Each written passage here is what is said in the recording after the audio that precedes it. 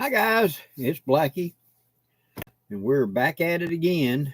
For those of you that may have missed it, I did a live on Sunday. That was because of a error in my uh, uploads. I'm having a problem with my computer. Um, what's going on is the computer is being upgraded by um, Microsoft, whether you asked for it or not, upgraded to Windows 11. They really want you to have that Windows 11, don't they? And it's causing problems of, I'm going from Windows 10 to Windows 11, and it's causing some problems with my computer. So if I suddenly disappear for a few days, it may be because of my computer. I'm having to take it and have them just gut it and reboot it again. So Craig, good evening. Randy, good evening. Keep all, good evening. Tim Pierce.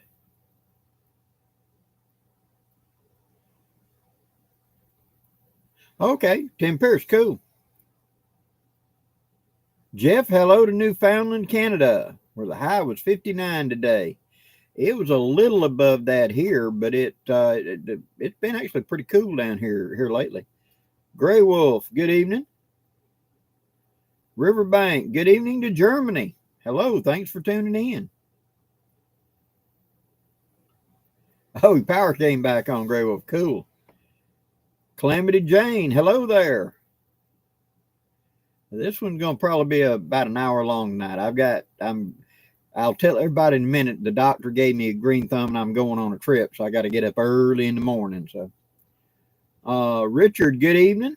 Yes, thank you very much. I am feeling better. Susan, hello there.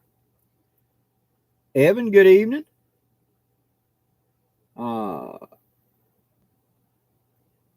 Oh, okay. Tim Pierce, breaking the. Okay, if it's breaking the top thread on that Chinese sewing machine, your tension is too much. Back off on that tension a little bit. There's an adjustable screw there. Don't go through both of those discs. Go through one. I go just for the rear one on mine. If you run through both, it depends on your thread, how slick your thread is as well. You can also unscrew and pull those two discs apart. Make sure there ain't something got gummed up between those two discs and it's gripping your thread and causing it to break. Try that. Larry, hello to South Carolina. James, hello to Columbia, South Carolina. 2020, good evening. Oh, Gray Wolf, 6 inches of fresh snow. I hear you. Jeff Clay, hello. Randy T, hello there. Ravenwood Survival, hello there. Jeff, thank you very much. Briar Smoke, howdy to the Sierras.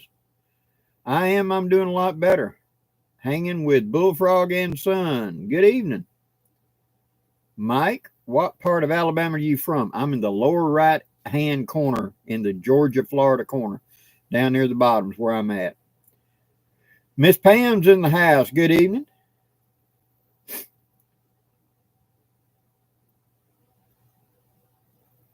Yes, Gray Wolf, that's true as well. Make sure that your needle, the way it's going through the needle ain't binding it up sometime. I bent a needle early on, and it caused me problems. I figured out I had a bent needle.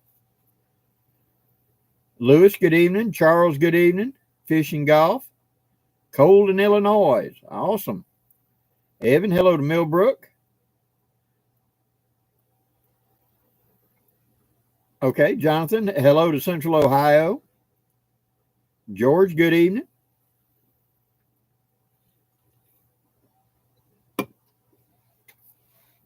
Hello, Tom in Indiana. Ronald, good evening.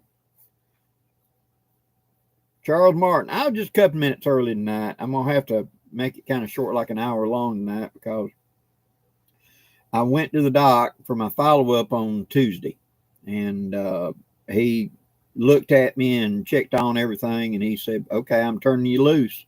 You know, keep taking your medicine. Don't let that heart fibrillation get going again. Stay extremely hydrated and keep taking your medicine. And till you need me, you're free. So I am going to Florida in the morning. I'm going down to the Rewild Gathering down near Ocala. It's going to be at Doe Lake Campground. And so I'm going down there to that. I'm going to leave out about 6 a.m. local time in the morning. It's about a 5.5, 6 hour drive for me. So I should get down there sometime after lunch. Oliver, hello to Western Kentucky.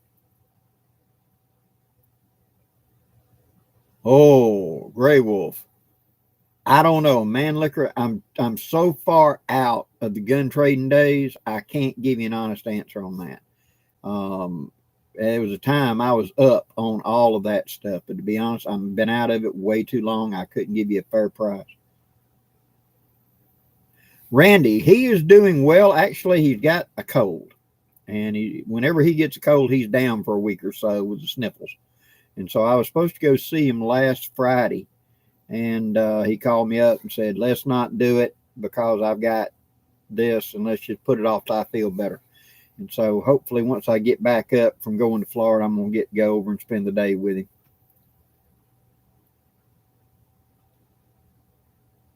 Hanging with the bullfrog. Yeah, I've heard about the lake effect winds up there pretty bad right now. This turbulence we're having right now in the storm front. 6.5 by 5.3 ought to be real nice.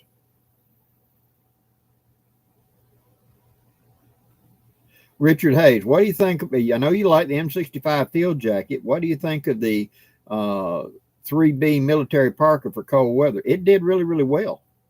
In fact, I had a parka like that at one time it seemed like for like 2 years there, I kept going way up north. I mean, I was going right on the Canadian border. We were putting a lot of radar units and a lot of military installations. We were upgrading, and it didn't matter. It's 20 below and it's a blizzard.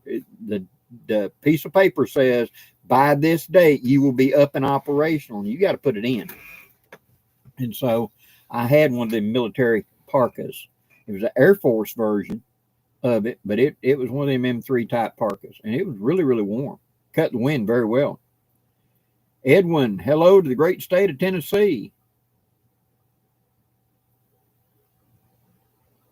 Susan, correct. Sewing machines, some sort of tension or whatever, some sort of fuzz gets in there. And I said, separate those two friction plates and make sure it ain't got something on there, because those hand things, it's a copy of an old 1800s British Baker hand crank sewing. It's a Chinese stitcher. I got one. Worked great, but you got to keep an eye on, you got to keep everything oiled.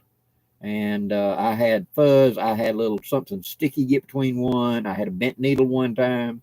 And so you really got to be, check every little step and figure out what's hanging you up.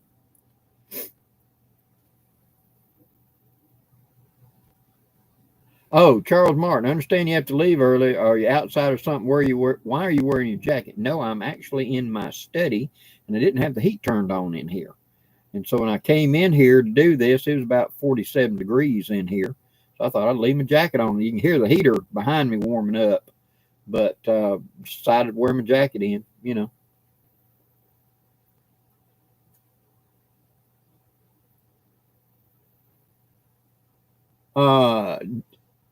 Do you ever just chill with people for a long weekend or primitive camping? Yes. I put on 2 campouts a year down at Geneva State Forest, and that's basically what it is. Anybody wants to come camp out, come camp. And we do one in April or March this year. The game plan, this is tentative, guys, but the game plan is going to be like from the 7th to the 13th of April down there at Geneva State will be my gathering, because that's the weekend, that's the week after Georgia Bushcraft. I'm going to go with a few of the fire guys and put on a class at Georgia Bushcraft, and then we'll come back to the lake, and then I'll be there to the next Sunday. But yeah, we go and we do that just to hang out and do stuff,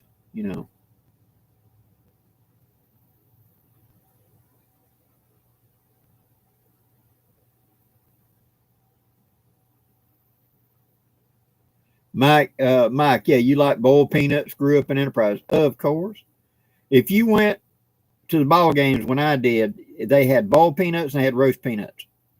That was just all the ball games, all the softball games, all the, etc. They had boiled peanuts and they had roast peanuts. So you got to eat peanuts. You're down here. Andy, good evening to South Georgia.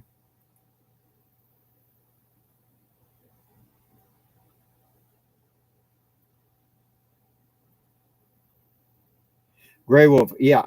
I have a treadle machine. My very first sewing machine, I was 9 years old, and I traded the little old lady next door who had a 1892 Singer treadle sewing machine, just like my grandmother's. And I traded her labor for that old sewing machine that she was going to throw away. And I still got that sewing machine. It's in the house. And that's for when I dig it out, we're doing a big project. But I love it. It'll sew anything. Timothy, I have not got my skillet yet. Big Buck, I'm doing very, very well. Thank you very much. Elvin, hello to Puerto Rico. Charles Martin, yeah. They upped me on my blood thinners, and it's maybe a little more cold natured, which is okay. I can always get warm. I'll layer up. But after the stroke, they wanted to make sure that I keep my blood a little thinner and I stay a little more hydrated than I was. So, Kent, good evening. Bob, hello to Southwest Ohio. Gordon, Blackie, is there a difference between a can of sterno and a Trangia? Yes, a great deal of BTU. A sterno will warm something up, make it edible to eat. That's fine. If you're wanting to actually cook, Trangia is far faster, a lot more horsepower in it. Charles Martin, thank you for the support. Yeah, we got more coming in the Canteen Cooking Series. Okay, Justin, cool.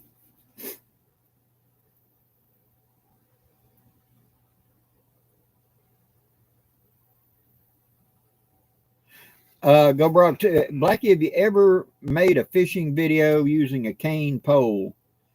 I don't think I have. I haven't done it yet. We talked about doing it, and this year I will do it. You got to keep me to the fire, though.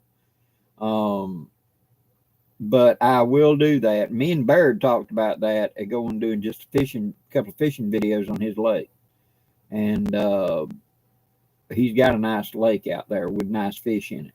We just didn't get around to it, but down here in the South, late January, early February, the fish go to biting again.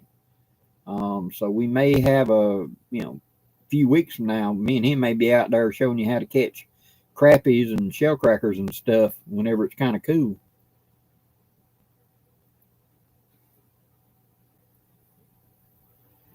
John Bentley, used your MS sleep system, 10-degree Michigan winter night, slept like a baby. They do really good.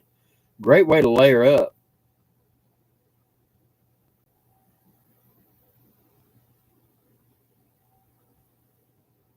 Okay, Jack, sorry for that.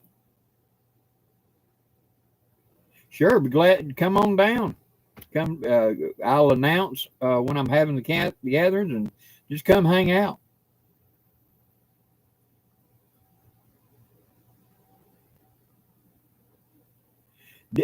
Justin didn't know there was Sunday live. I was going to be doing a video, and then it didn't upload right, and I just decided to jump on and do a live and talk about what I was going to talk about, and so I did. Big Buck, thank you very much. Timothy, thank you very much.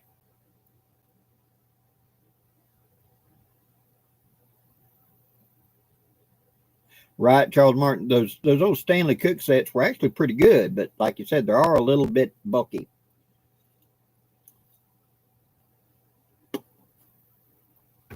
Bubbly, thank you very much.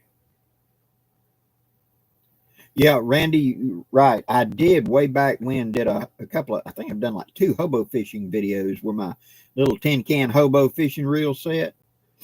So I need to do a fishing video series and show you what I know about fishing, about how to locate fish, what kind of fish, how to get food that way. I need to just do in fact, me and Dakota had talked about taking like a 3-day weekend going out to the lake and just do a live off the land type thing and do some fishing and stuff like that to see what we can come up with. That may happen this coming years.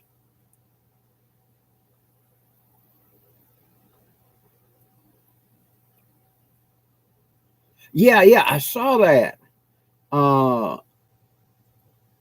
I saw where Kato Ojama did that. Yeah.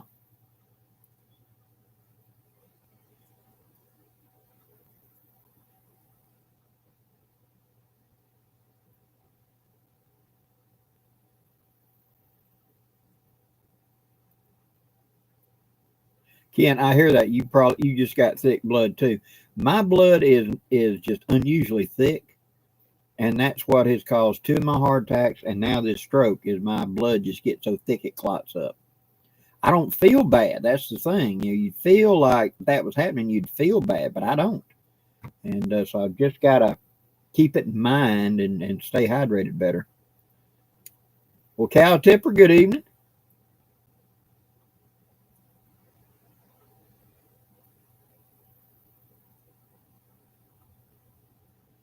Teutonic Truth. The highest peak east of the Mississippi River is Mount Mitchell, North Carolina. Sound wisdom. Okay.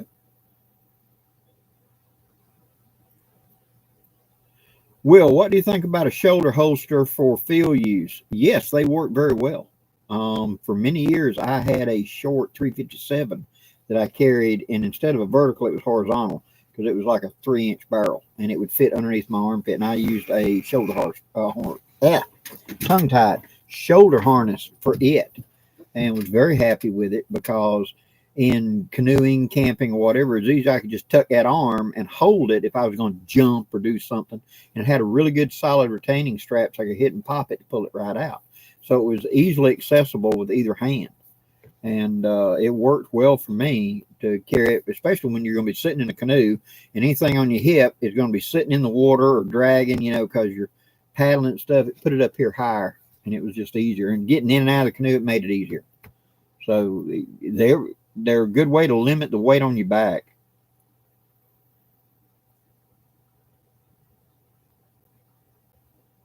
Oh, yeah, you really like the walking stick videos, using walking sticks to fish. Yeah, we used to use basically we just cut a pole and we'd put an eye up there on the end of it and put about 4 to 5 feet more line than the length of the pole and use it kind of like a fly rod to cast.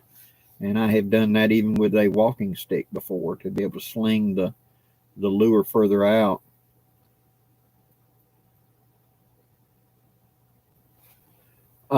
Richard, Blackie, do you use the one wind top quilt when it's very cold, and do you add layers to it? Yes, I do. I have added layers to it a couple of times, and I now have the down top quilt. I have only camped with that once in cold conditions, and I was warm with it.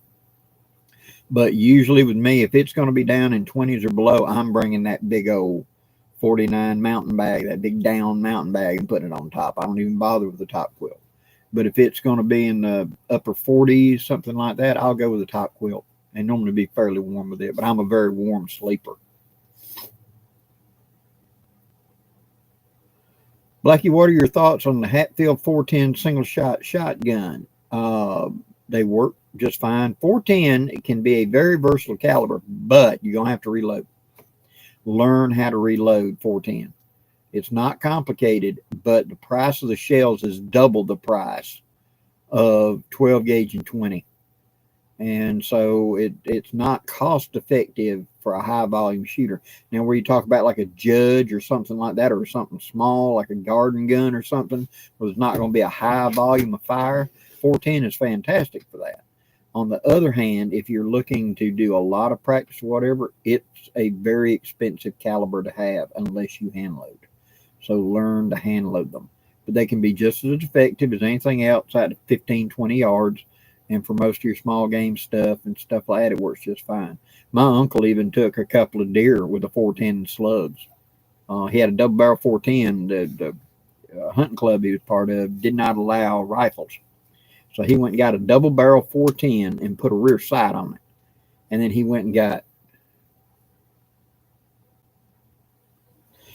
I want to say it was like 444 Marlin brass, and made full length brass hulls for 410, and he used a 41 long Colt hollow base bullet in it as a slug. And he took 2 of the biggest deer that had ever been taken in that club with it. And I remember the guy was arguing that he was cheating. He popped the gun up and said, "Do you see any rifling?" Of course, he could hit a coffee can, not a coffee, yeah, a big old coffee can with it about 60 yards. So, you know.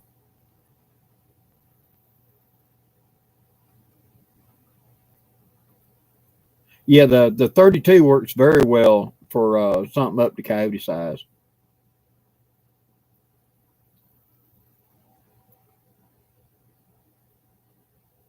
Yeah, Kent, that's the thing. I go in and they look at me and I'm just weird. All the stats, all the stuff. I came in with no blood flow to half my brain for at least an hour. I should have been a vegetable on the spot. And they restored, I mean, I was completely blocked off. When you look at the CAT scan, you should see this with all the blood, veins, and you saw this. And they immediately pulled me in there and went after it and got it. And we figure somewhere around an hour, I had no blood flow to half my brain. And yet I was able to get up and be me. And that, I'm just extremely blessed from that. And the doctor that treated me said, I'm writing this up. So he wants me to come back down in a month or two, and they're going to do some more stuff trying to figure out how I did so well. He's going to write it up. That'll be the 8th medical journal I'm in for being weird. Ron Shaw, hello to Wisconsin. North Carolina Piedmont, good evening. Gear Boy, good evening. Dark Meta, hello there. I'm doing pretty good. Calamity Jane, what you do? How you doing? What shelter will you be using in Florida? I will be cheating and sleeping in my Pathfinder. I'm using it as a redneck camper. I've got a pad in the back of it, and I've got it where I can angle at a 45-degree angle. And that way I'm not taking up, he said it's kind of limited in the space we're going to be. So that way I can just be wherever. And I will be, sleeping in the back of that. I could bring my hammock, which I will have a hammock with me. It'll be in my haversack. But I'm planning on just sleeping in my Pathfinder because I can get diagonal and be full length in the back of it. I slept at Pathfinder in Ohio this year in it. I slept in North Carolina in it. And I slept in October in it. So I'm getting it set up to be like a little redneck camper too. Makes life very easy.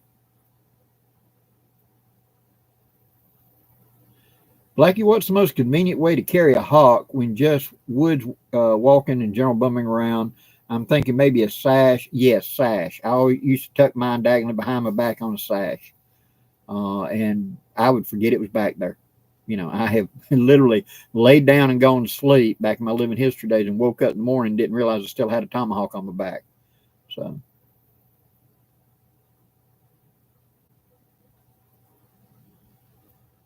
Oh, prepared for Blackie for an up north winter get home. Which would you choose, wool blanket or a sleeping bag? Sleeping bag, because if you're up there in that kind of cold conditions, sleeping bag, by virtue of the way that it is designed, helps hold heat better than a blanket does.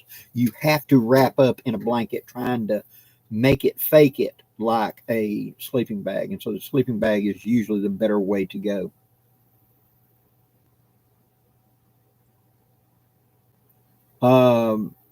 You got interested in my percussion things, and do I prefer percussion or do I prefer flintlock? Either or. I've got several of both. Of course, my cap and ball revolvers are my favorite, and that's going to be cap lock.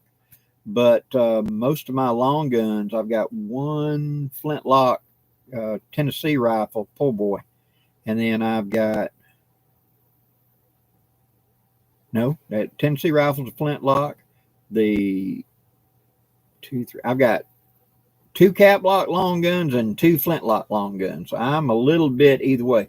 The flint, once you learn how to do it, is a better way to go because you ain't got to buy caps, and caps are ridiculous today in price. And so I can run a flint and get flint dirt cheap and get 100 to 150 shots out of a flint before I got to redo it. And so therefore flint is the way to go for money saving. It's the only gun that you can truly build in a world go to hell. The only gun that can be built by a blacksmith and really be able to function is a flintlock, because we built them for hundreds of years, and somebody that knows what they're doing can make a functioning gun that doesn't require primers and all that stuff. And you can make black powder, you can melt lead, you can nap flint. And that's the reason that gun survived for 500 years. Most of the firearms history has been flintlock. So.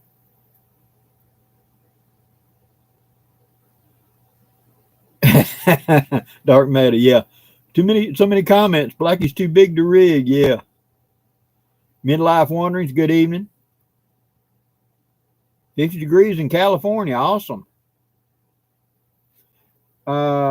Sending my 68 Colt 45 CP back to Colt to rephosphate and safety check New Springs.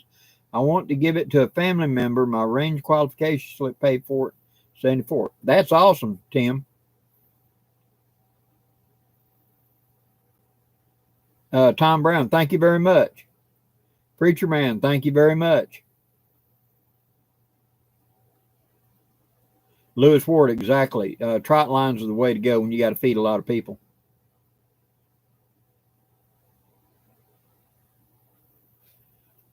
Charles Martin, Blackie, do you have a throwing stick that you held on to from back in the day? I got all kinds of stuff. I've got Tomahawks.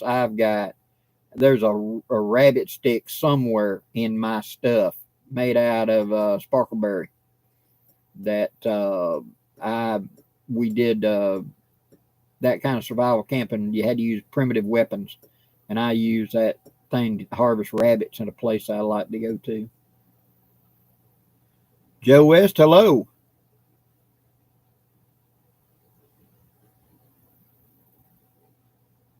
True, Gray Wolf. If you can't get real black powder, it gets hard to ignite. William, good evening. Good night.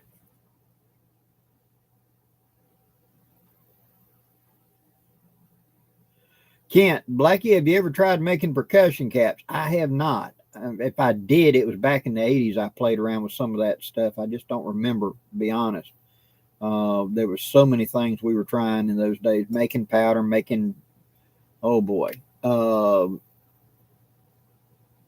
brain tan buckskin, making flints, all of it. There was a lot of stuff I did back in them days. But today you got the Tappa caps and stuff. And the thing is getting the priming compound right. Making the cap is easy. It's just you got to make the compound.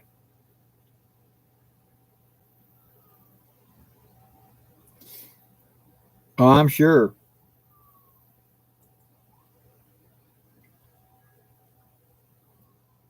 Bud Lee, actually, the cayenne pepper and turmeric, I'm familiar with it. I have not done it, but I know what you're talking about there, and it will help thin your blood out.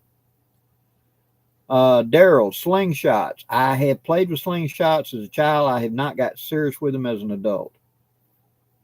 Benjamin, good evening. Chris, good evening.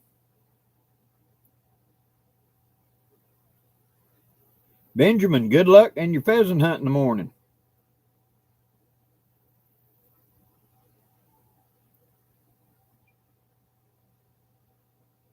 Yeah, Dave Campbell, that's the thing with smokeless is how the powder sits in especially if you're using something like a 45 Colt and it's a small powder charge where it was meant for a big black powder charge. Now, in black powder guns, you don't have to worry about it so much because it should be a full case of powder, and therefore you don't have position problems with them. But smokeless can be a big deal, especially when you get into a lot of the rifle calibers and stuff, and it's a really powerful, very small charge of powder. And both things can affect it. I get more bang for the buck if I use a small powder charge. I get more erratic ignition with a small powder charge. So it can affect quite a bit of things. Pesky Bobcat, good evening. Dances with Empties. I do not have a video on napping flint or resurfacing a frizzen. I'm sorry, I don't have one right there. But I tell you who to talk to about resurfacing a frizzen. Go look at Dixie Gun Works. They sell a stuff called Case Net. And all you got to do is you're going to take your frizzen, you're going to sand it a little bit, you're going to take a spoonful and literally pile it up on top of it, and you're going to take a torch and put onto it and heat it up. and it tells you step by step what to do, and then you're going to quench it, and it hardens it. Or you do like we used to do when we were cheating. We'd take a piece of a saw blade. We'd get like a hand saw and actually cut a shoe, an actual piece, and then we would solder it onto the frizzen and use it. And a lot of those serious competition shooters in my day were doing that, because you'd get 2,000 shots, 3,000 shots, and then that new piece of metal you put on would wear through, and you just take a torch, heat it up, pull it off, and put a new one on and solder it on, and you'd have fresh, great sparking, high carbon steel. And it was called shoeing a frizzen. And if you read in the back of a Dixie Gun Works catalog, there's a lot of little tips and tricks in there. It tells you how to reharden a frizzen, how to nap a flint, and it tells you how to reshoe a frizzen. Chris, how long does gunpowder last in storage? Many, many, many years. We've had people with ammunition that was loaded for World War I fire it, and it still worked. So if it's been halfway taken care of, it'll last a long time. Mike Simmons, good evening, sir. Yes, Gray Wolf, you can do that to help keep the caps from coming off whenever you're doing, especially hunting, and you don't want it to bind up.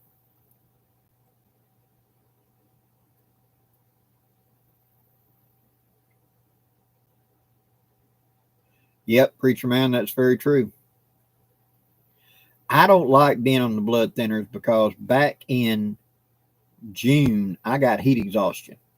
And I attribute it strictly to the fact that I got out in the heat too long, and I was on blood thinners, and I'm more susceptible to it. And yeah, I got too hot, but I really feel that it was because of that. And then now we want to go up another notch on it. Like, it's getting where, I get dizzy and lightheaded on a good day. And I've done told Doc, I'm kind of going to back off of it here or there. If I get a bad dizzy day, I'm backing off. I'm skipping it the next day. Because when you test my blood pressure and I'm not at the doctor, it's actually on borderline to low. But when I get to a doctor's office, I have white coat disease. That means I hate doctors and hospitals. I get anxiety, my damn blood pressure goes up. And it's, oh, you've got high blood pressure. Only when I'm in here, Doc.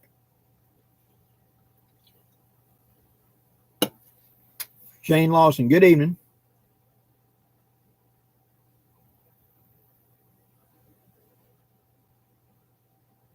Carlos, thank you very much.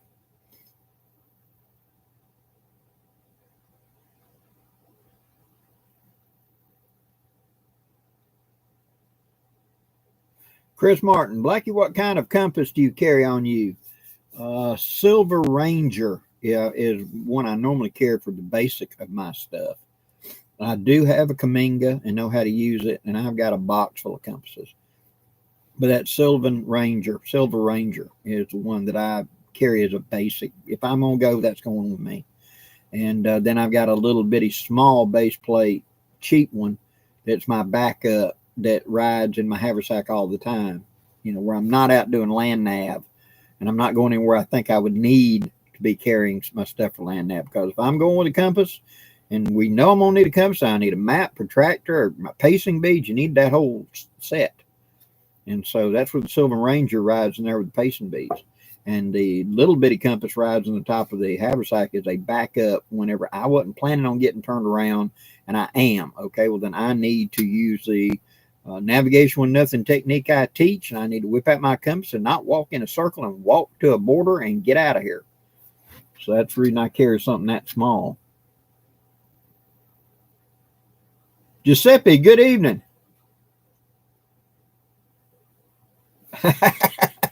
Giuseppe, no, brother. If you do that, you probably won't lose your accent. But the game plan is I'm going to be up there with the Fuel the Fire guys, and we're going to be doing classes at Georgia Bushcraft, and then that will end on the 6th, which is a Sunday. We'll then drive to the lake, and I'll start my gathering that Monday and go to the next Sunday. So it would be the 7th through the 13th will be at my lake. So please, y'all want to come on down and hang out. Enjoy sharing a fire with you. Tom Brown, you get the white coats. Yeah. Yeah. Oh, Marcus, hello to Sweden. Thank you for tuning in.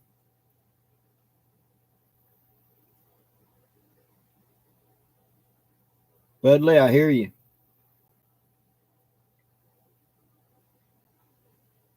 Yes, that's when I talk about that little bitty sun compass.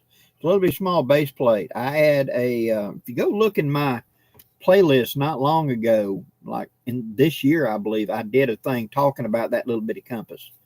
Either when I'm doing a haversack dump or whatever, and I carry it as my basic navigation when I'm not planning on navigating.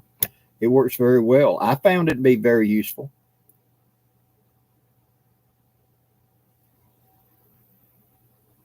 Choir boys, yes, sir, brother. I'll be down there tomorrow a little after lunch.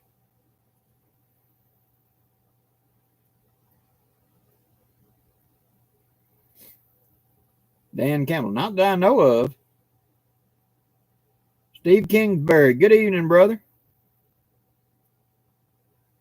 Marcus, good evening. Yeah, Randy T. Unique is a great powder. I've used that for many years. There's a lot of newer stuff, but I've used it in handguns, rifles, shotguns, and I was pole. And so if I could get one powder to work with multiple guns, I think at one time I was loading 17 different calibers. I've greatly reduced it today. But at one time, there were 17 different calibers I loaded, and I only used 4 powders for that. And that really stretched the dollar a little bit, being able to, not have to go buy a completely different powder. I've got the powder I need for this. So.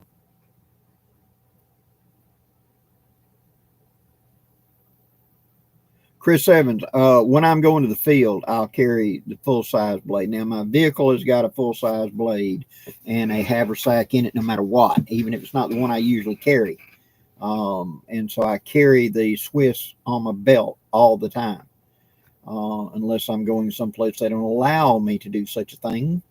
But other than that, if I'm going to be in the woods, I'm going to have a fixed blade, If I'm just going to Walmart, I'll just have my pocket knife with me. Will, have you ever loaded 38 Super? Yes. In the late 70s, I loaded quite a bit of 38 Super for a detective here in my local town, cop. And it's a very potent caliber, very effective, very accurate. The 9mm really overshadowed it. But actually, you load a 38 Super to the proper pitch and everything, you got a good gun in it. It'll put a little shade on that 9mm.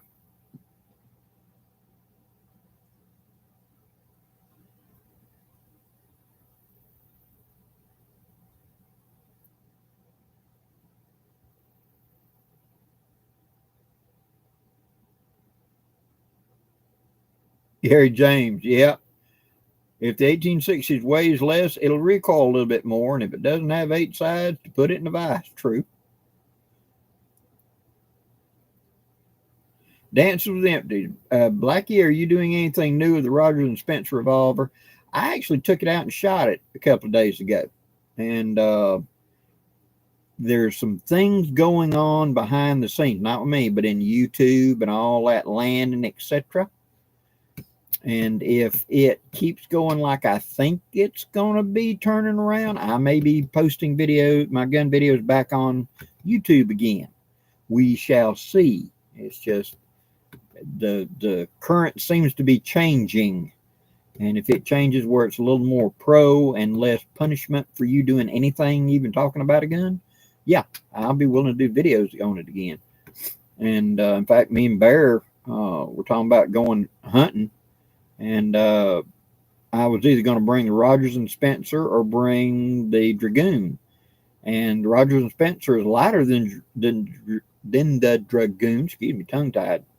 And yet, it can carry almost the same potent charge. So it'll hold up to 50 grains. And so I'm wanting to see what it would do on a hog. And Bear's got quite a few hogs out there.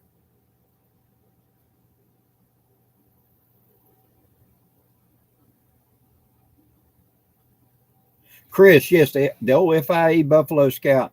The Rough Rider is they took an FIE type, but then they made modern machinery, and so it changed it a little bit. But back in the late 60s and 70s, the old FIE Buffalo Scout, that was the cheap gun. I remember buying them for $55 a piece, brand new. And that was the 22 that a lot of the guys in my area had for the fishing gun that stayed on top of the tackle box, loaded with snake shot and etc. And they were, pot metal guns, but they were fairly accurate. I learned a lot playing with mine. But the Heritage Rough Rider is a much higher quality. They look alike, but again, they took it and they made modern machinery. And so it is not truly interchangeable. And a lot of them FIEs are becoming collectible, where you can get a Rough Rider for cheap, but a FIE is really the more expensive of the two now.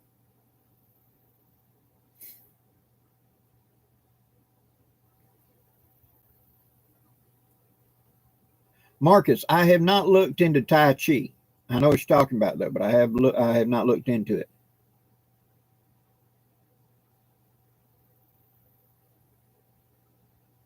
Will Rowell, can you do an 1860 Henry video? I thought I had done one, but if not, I will look into it and see if I can, because I've got an 1860 Henry in 4440.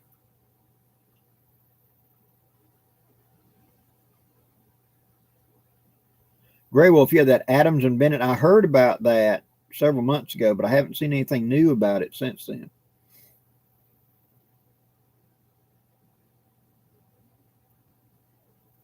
Chris, yeah. But like I said, those FIEs are actually starting to become a little bit collectible. So, which is funny, consider it was a cheap gun back in the day. Carlos, fall in love with a case medium Stockman. Very good pocket knife. Very good for most of your cutting chores. A 3-blade Stockman. This is not a case, but a 3-blade Stockman is a great choice. I've carried one many times in my life. Cleaned a lot of game with them.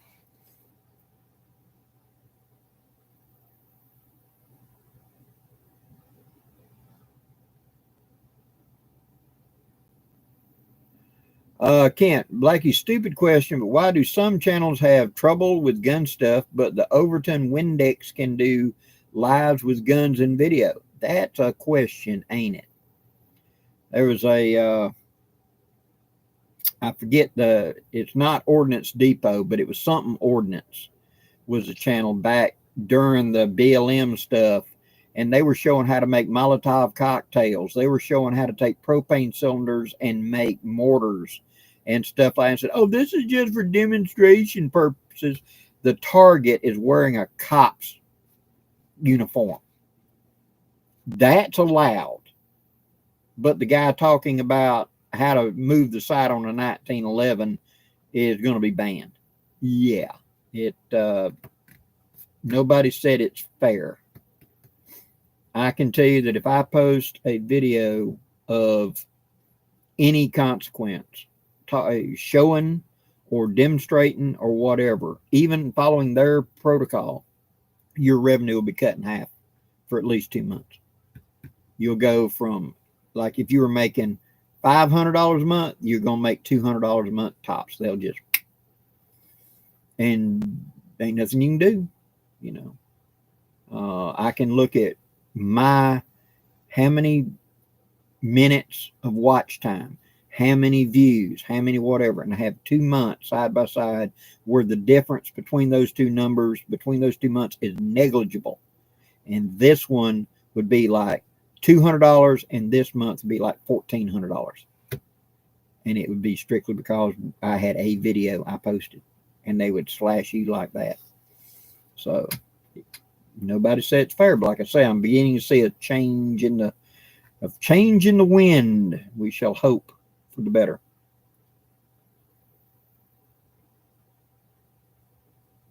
Preacher Man, yeah, a lot of those old pocket knives from those days. This one I've talked about, that's a Saber out of Japan. That was the $5 pocket knife you could get at the hardware store. A lot of times I had these on a car at gas station, up on a cardboard card, like $2, $3 a piece at a gas station. It's a carbon steel blade, and it'll get like a razor. You know, good springs, all of it. Saber of Japan. Now you also get Saber of Hong Kong, Saber of Ireland. It was a package that they gave to people to build. So I like the Saber of Japan. They were actually a really good knife. Chris Evans, I believe we are.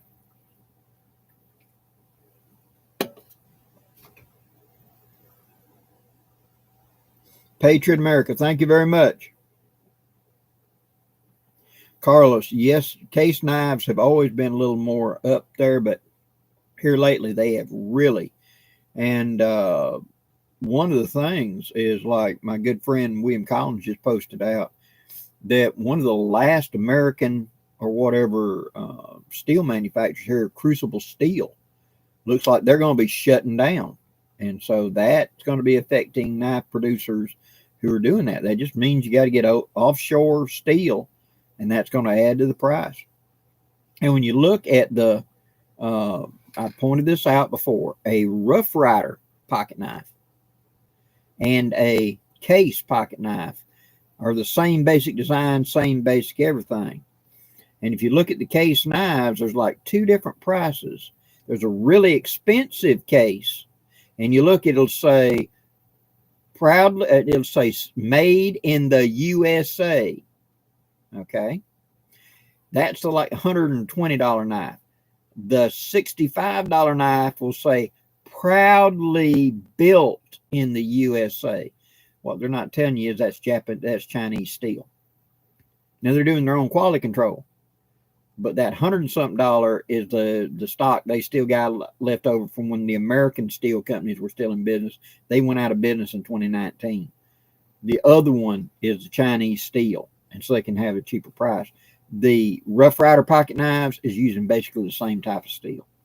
And having a good friend of mine who's a rabid Case knife collector, dude, when you go to his place, you go down into his den, he's got just walls of Case pocket knives.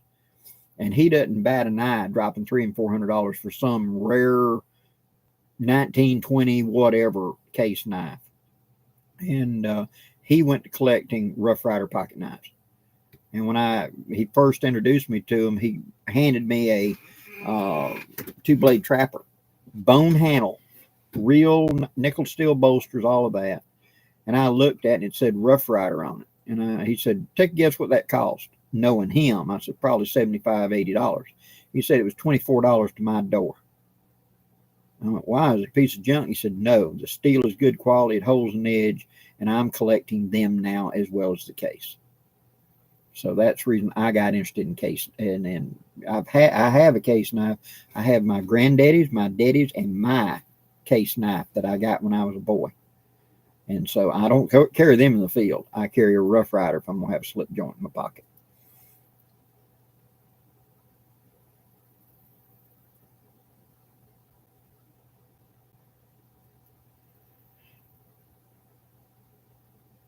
Prepared for. No, I have not tried any of the BPS knives out of Ukraine.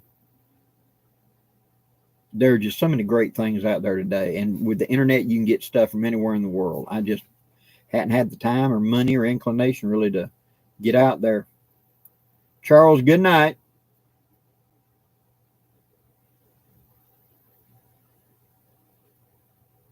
Preacher Man, I don't know what the full thing is with Crucible Steel, but William was saying they're going to have either shutting down or they're greatly curling back. Not sure what's going to happen.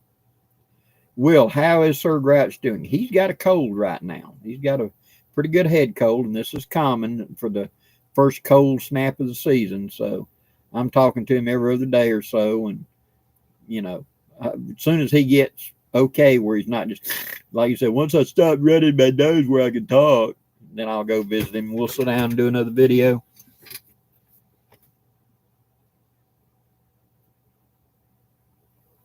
Dark Meta, I fully agree.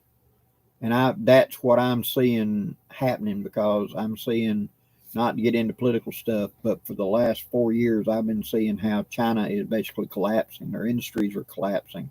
And they announced in June that orders from the U.S. to China were down by 97%. and they have issued more industrial build permits for building in the United States since January 2023 than in all of World War II. So that means industry is coming back to America to build factories. My little town I'm in, they're running 5-strand power line right now. Now, for those of them who don't notice this, a single-strand power line run down the side of the road, that'll handle little small farms, stuff like that. 2-strand, that'll handle like a dairy operation or a big cattle something. Light industry. A 3-strand, that's like major subdivisions and stuff like that. 5-strand, that's industrial. And so they are running new 5-strand lines into my town right now. And that you only run 5 strands for big factories like Walmart sized buildings, big major operations. I don't know what they haven't announced yet what they're going to be building here, but you don't run all that infrastructure. They're running new water lines. I mean, major water lines into an area. Somebody's building a big factory down here. And I'm glad to see it. Jobs. I want jobs.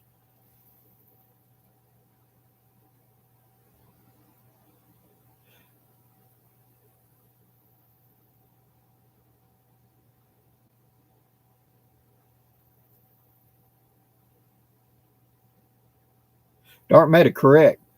Different places will have natural better. Either they got better resources, it's easier for whatever for them to produce. And so that's what I want to see. I want to see different parts of the country and other countries out of Europe, out of Mexico, out of Canada, out of South America be able to produce stuff at a good price, at something that's fair and works together. Today, we have such a supply chain in the world that a thing that I was watching the other day was explaining a cell phone. Okay. This is just a generic one I got at Walmart. A cell phone has on average 31 countries had some sort of input to build this phone, whether it's the material, whether it's specific, whatever, the crystal for the glass, whatever. But the average phone that you're holding, 31 countries had an input in that creation.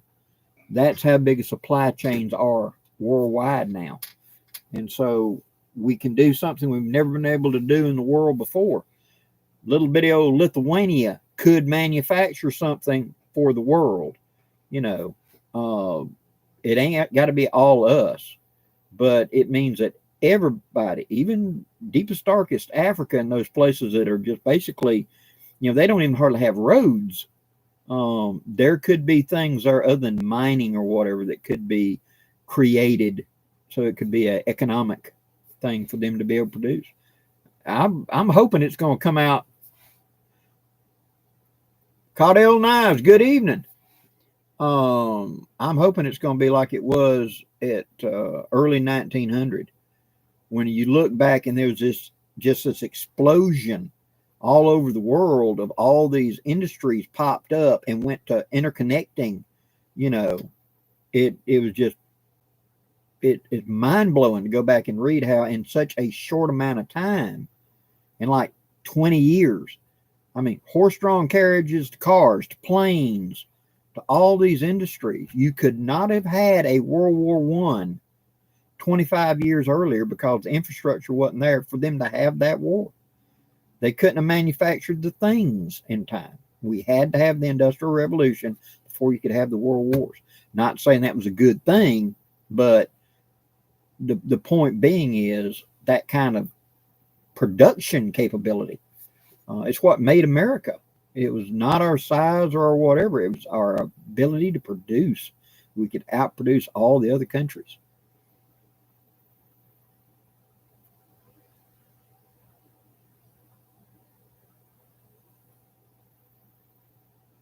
Mike Sims, that's correct. Baron Sons Cutler is made in Jacksonville, and they do have a good knife.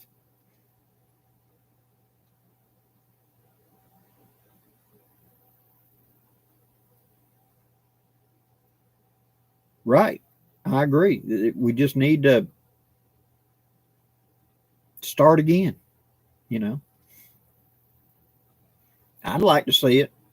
You know, I can. Uh, my grandmother talked about where I live, little old downtown Enterprise, Alabama. When we would go uptown, she'd point out where that building sat. That was her granddaddy's cow pasture when she was a girl, and it's in the middle of downtown now. The town expanded that much in the early 1900s that it went from like 21 buildings to over 200, like a boom town we read about in the Old West in less than 25 years. And then in my lifetime, downtown has changed quite a bit. Now they've got other areas down here that have industrialized, and we've got other shopping areas. But downtown is still a vibrant part of my town, even though it's a little small town in the middle of nowhere. It has a lot of. There isn't hardly any empty shops. All the businesses are still operating in some capacity. New businesses have come in. And Alabama's economy is actually booming. We have like a 2% unemployment in Alabama because we are working down here. Twister, good evening.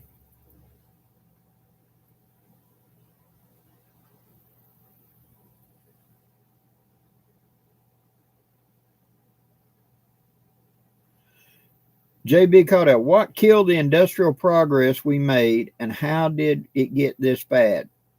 We shipped it overseas. That's it in a nutshell.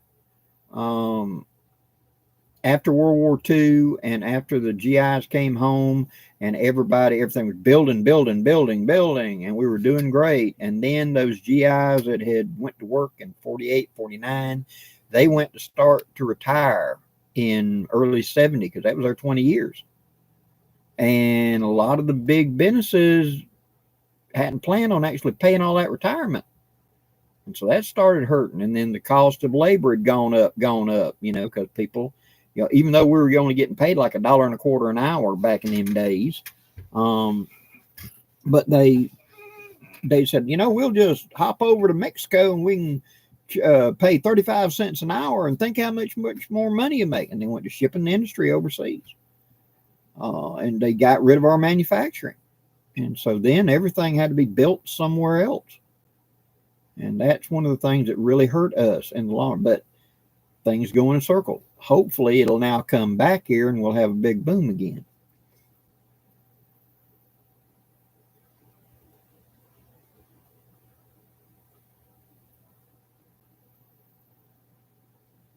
Patriot America, yeah, and one of those little bitty things that they don't talk about. Prior to the 1970s, prior to Richard Nixon, a company was only allowed 30% profit, period. Any profit you made over that, you gave to the government, period. Well, you know what them board directors and everything else, oh, God, we can't do that. Well, then you got to find some way to invest that money or we're taking it. So that's where you got paid vacation, paid maternity leave, paid health care, paid insurance, paid retirement. All that came because of that.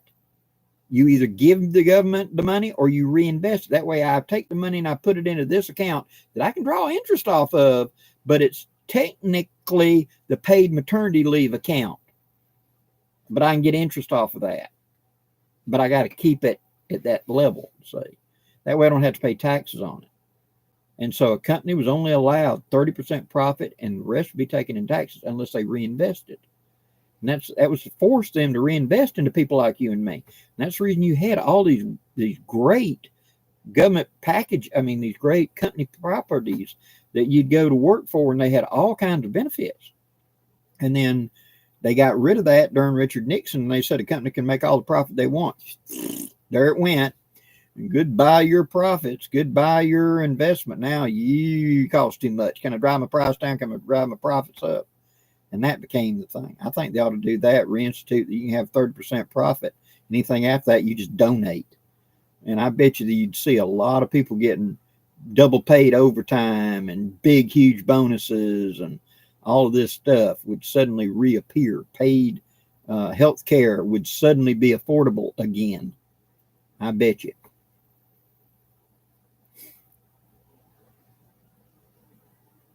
Oh, Lewis Ward, yeah, those old Schrade Wardens, those were nice.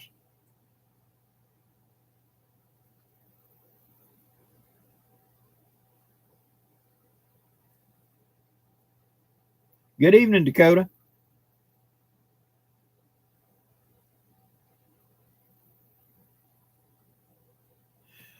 Dan Campbell, can you warm up your guns and black them with WD-40?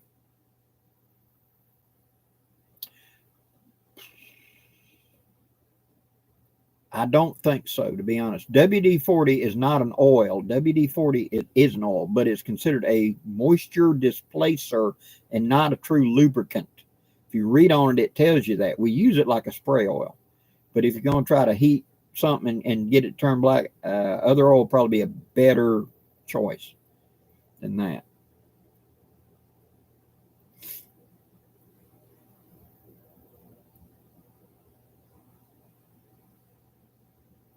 Chris Evans, what headlamp do you prefer, Blackie? What I carry around is a, I think I got my pocket. Yeah. I got an Olight. I believe it's called a Torch 2 or Baton 2. I think maybe you can just see that right there. Baton 2. I clip it onto my hat like that if I want it.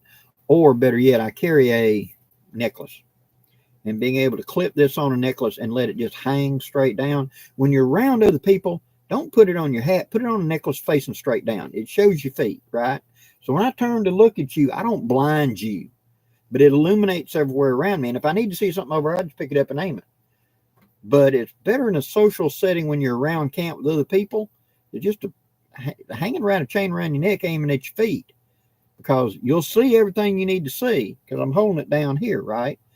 But at the same time, if I'm on my head and I'm not walking point, if I turn to look at you or I just happen to glance that way, I'm blinding everybody and everybody keeps blinding each other.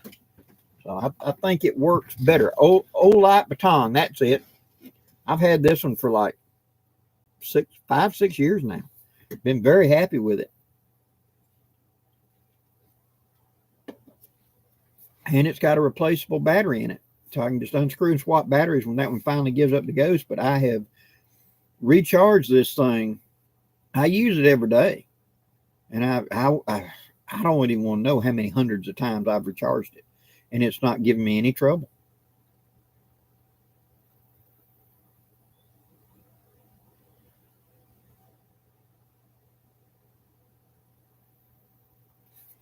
Andrew Kelso, I'm trying to keep an inventory 12 gauge ammo.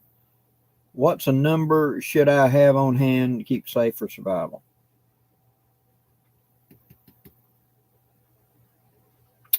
I would recommend something like 1 or 2 cases of number 8s because you can always make cut shells out of 8s and turn them into slugs for bigger game.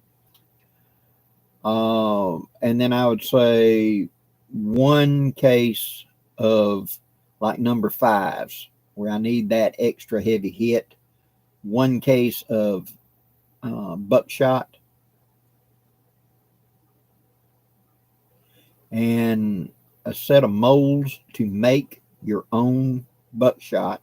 You can get them. It's for 32 caliber percussion, 32 caliber round ball. You can get it from Lee Precision. Just make your own buckshot.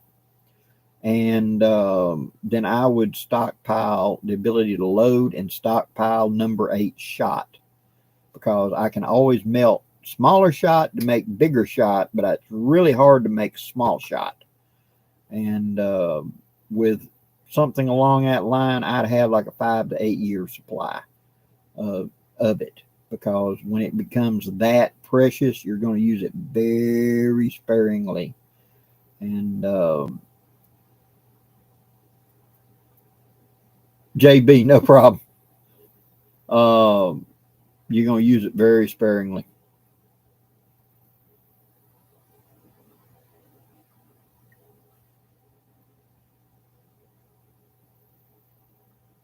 Patriot America. Blackie, what are your thoughts of the Vermal 22 rimfire? Absolutely one of the boats. Absolutely.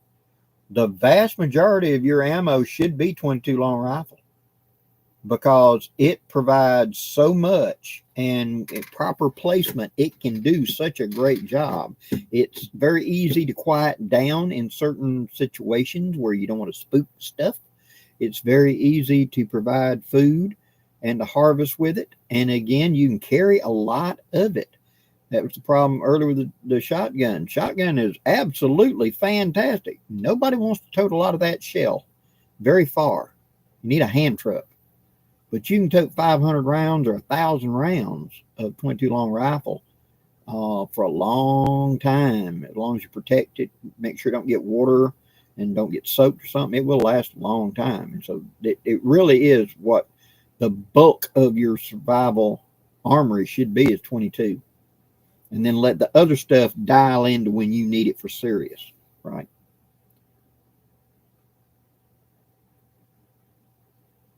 Tennessee Smoky, I kind of did. It's the Blackbird by WC Knives.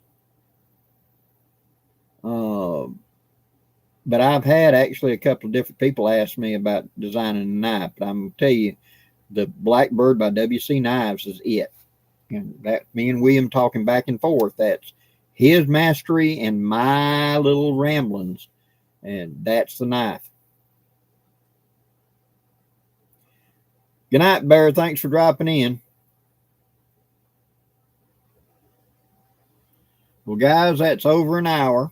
And I hate to cut it short on y'all. But like I said, for those earlier, I will recap right quick. I went to the dock on Tuesday, and he gave me a green light. And so I can travel again. And so tomorrow I'm leaving out at about 6 a.m. local time, and I'm going down near Ocala, Florida, to the Rewild Gathering, and I'll be camping down there, where I will be down there with Rewild Outdoors and Choir Boys and a bunch of other people at this gathering. It's supposed to be a pretty large gathering.